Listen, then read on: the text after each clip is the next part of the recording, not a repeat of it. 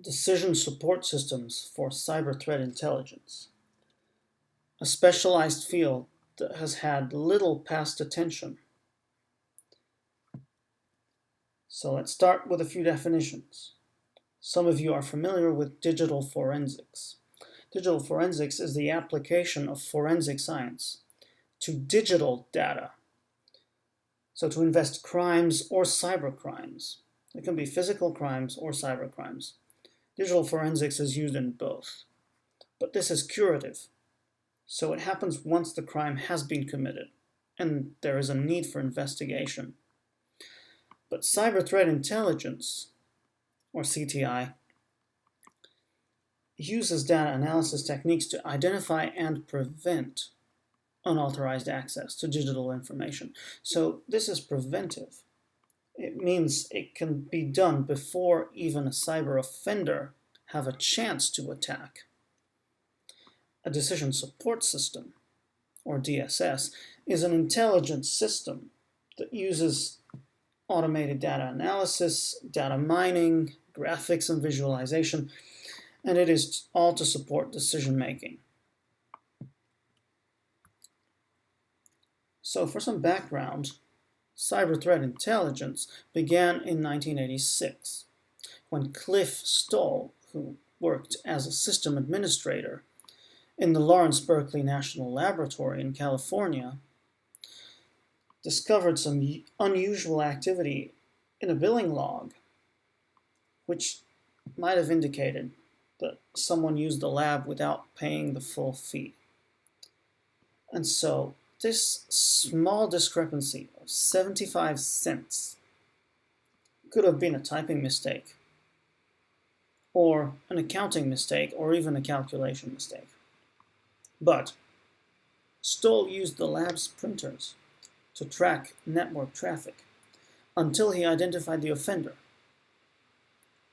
And an offender was identified, Marcus Hess.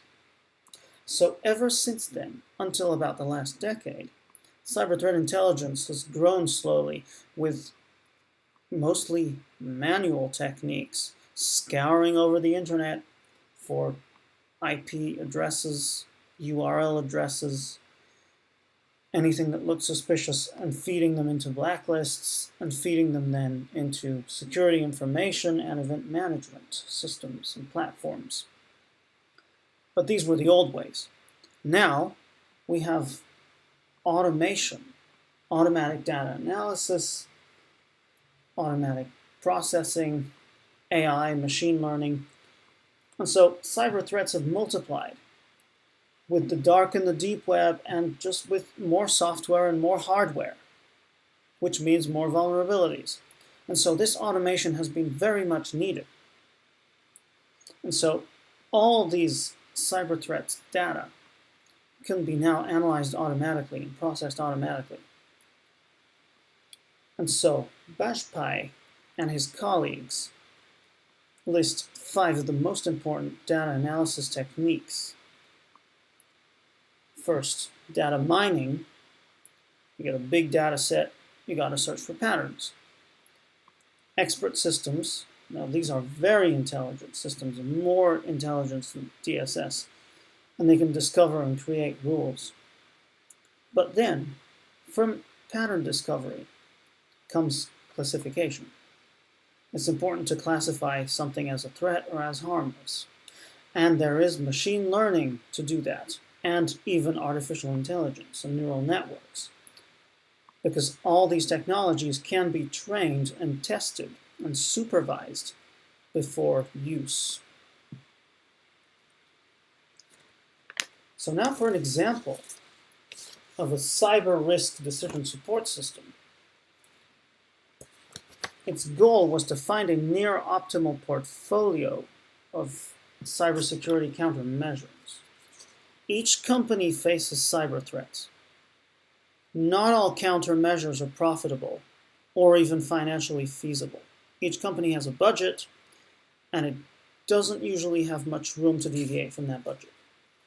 So the authors collected much cybersecurity data collected from the Verizon Risk Intelligence Group about 10 different key threats and 80 different countermeasures. The DSS used a genetic algorithm that took into account all these countermeasures and their financial doability, feasibility. And it modeled natural selection to select the fittest countermeasure combinations, those that were most profitable, that reduced the risk by the greatest amount, and that were within the company's budget.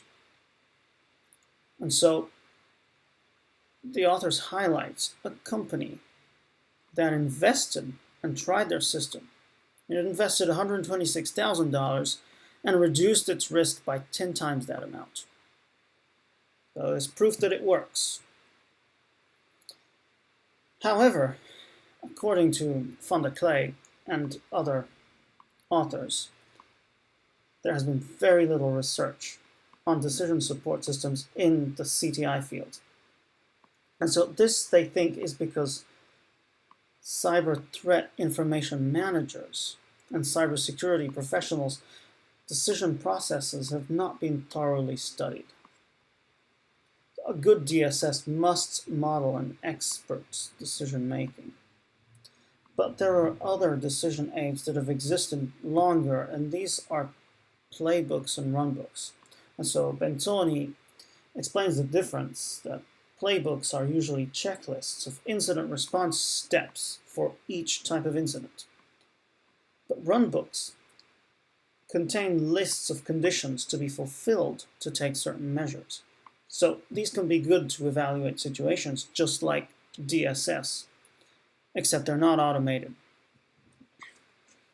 But so Akgun and his colleague have very recently designed an intrusion detection system. So this is not a DSS, but it served a similar purpose. It used deep neural networks to classify input data as harmless or threatening. And so this was trained and tested, and its accuracy, at least its simulated accuracy, was more than 99% each time. So it hasn't been tested on a real situation, on a real company with real data, but its impact looks very promising. Armenia and his colleagues also very recently developed a system that was based on a decision tree. They made a detailed survey and translated their questions into a framework. And so this framework is simplified in this little diagram. And despite all the complexity of their programming, this is the backbone. And so all this survey did was ask two main questions and feed them into the system. And the system judged if the investment was adequate.